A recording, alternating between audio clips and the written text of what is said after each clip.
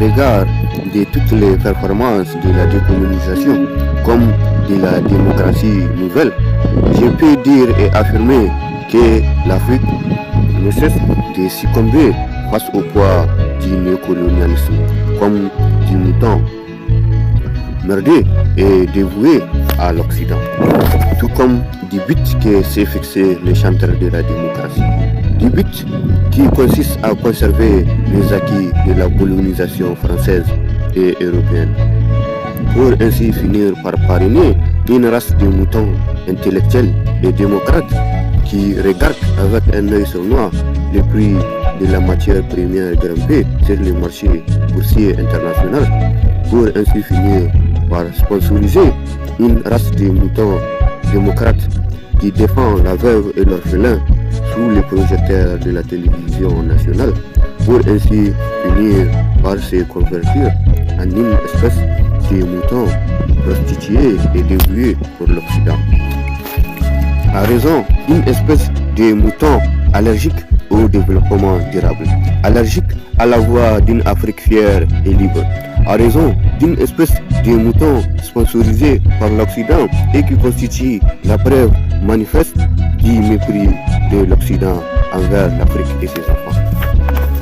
À raison d'une espèce de mouton sponsorisé par l'Occident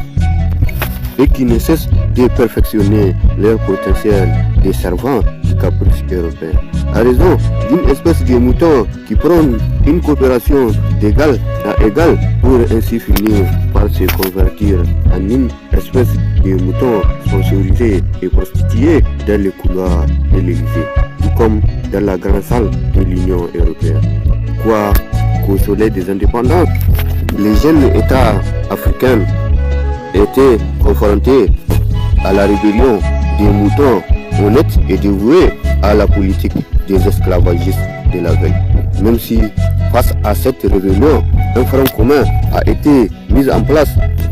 la Fédération du Mali, d'une part, et d'autre part, par le Front uni et populaire de l'ex-capitale des grands empires ouest-africains, qui n'a pas hésité à dire non au général de Gaulle, non à la théorie du complot de la décolonisation française, non à la certification des acquis de la colonisation.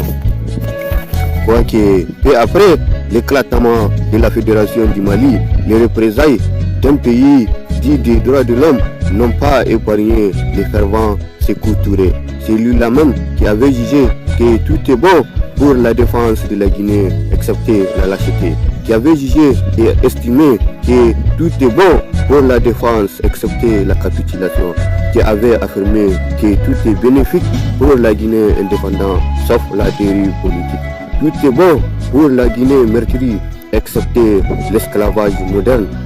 proposé par le référendum du digne général de Gaulle. Même si, juste après la théorie du complot de la décolonisation, des moutons de la maison de l'Afrique ont confronté les enfants de l'Afrique à la colonisation 2.0 de la politique africaine. Avec une seconde génération de moutons intellectuels et compromis par la première génération de moutons qui ont capitulé face au galon du général de Gaulle.